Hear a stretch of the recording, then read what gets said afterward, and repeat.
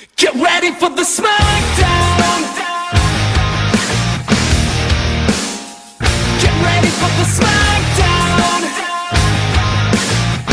How you gonna react when you're put in the back now? 'Cause there's no turning back when you're facing the smackdown.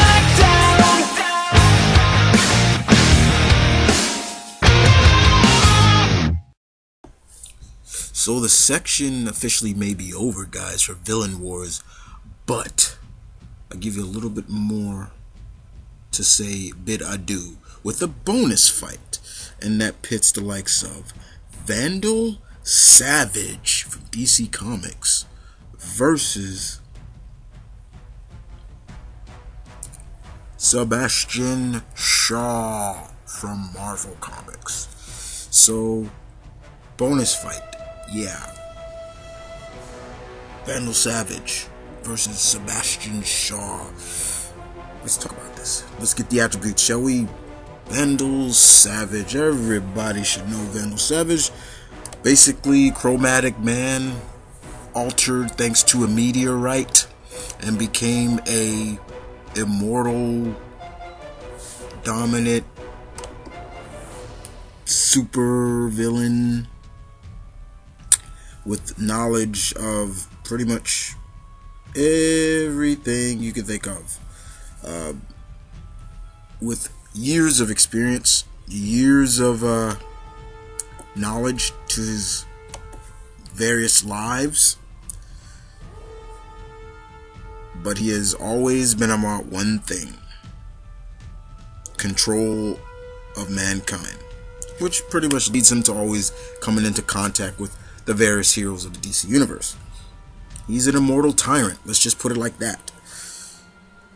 Now, besides immortality, which gives him his abilities thanks to the meteor, Vandal is a skilled thinker, tactician, as well as years of combat skills as well.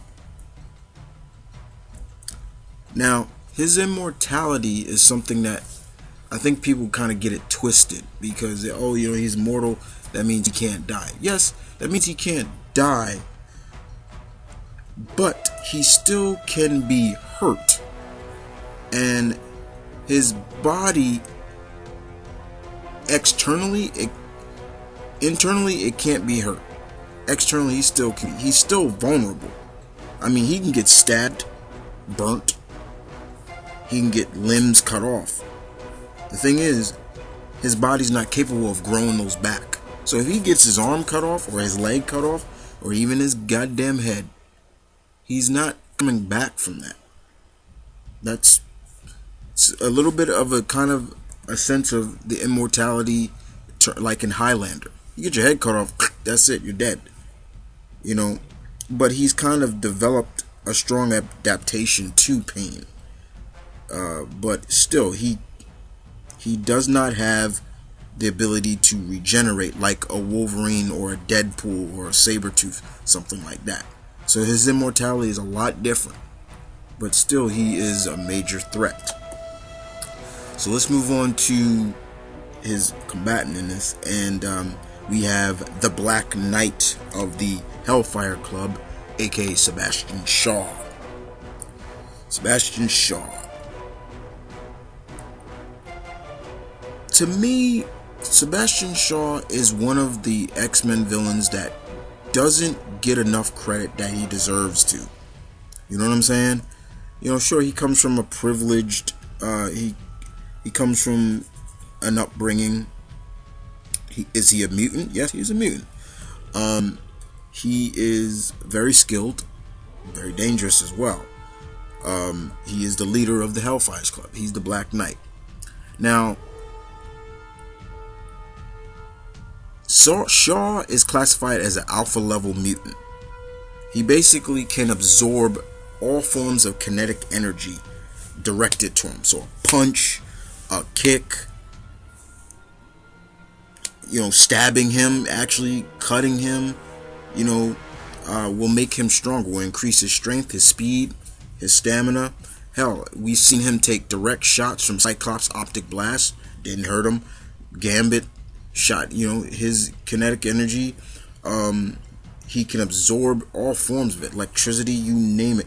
Hell, I've even seen him absorb magical energy and fight Hercules. That's pretty much his main gist. The more energy he absorbs, the more powerful he becomes. But he's not invulnerable. That is the one thing I think people get it twisted once again, is that he is not invulnerable. Even though he can absorb the kinetic energy, he still sustains damage, and it can kill him. He can be killed, but still, it's just a point of physical attacks.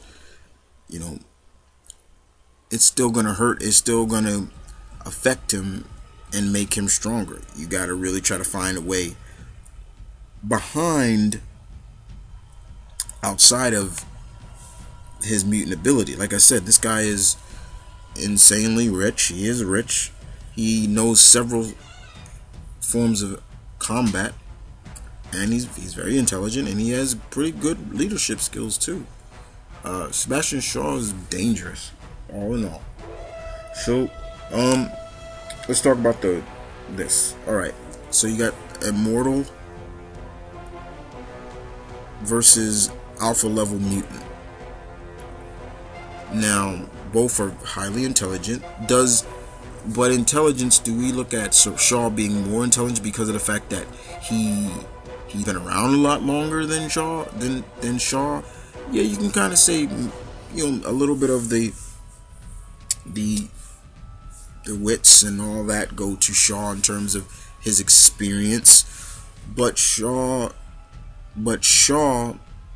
in terms of Savage,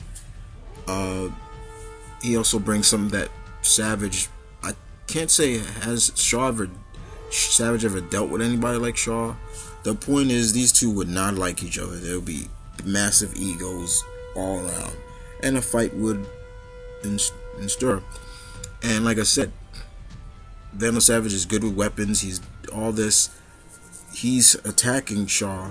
It just makes him stronger, and it could be the point where Shaw would literally rip something off, or just think of it like that. But experience-wise, you do give it to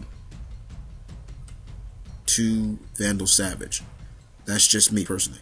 But also, you look at it from also a point of view of even with experience, you still can make mistakes. And if Savage makes the mistake of underestimating Shaw, he will lose. But I'm going to leave this open to hear what you guys. I want to hear what you guys think of this. But other than that, guys, you guys tell me. Vandal Savage or Sebastian Shaw? And thank you for this. Thank you for watching. And I can't wait to hear what you guys have to say.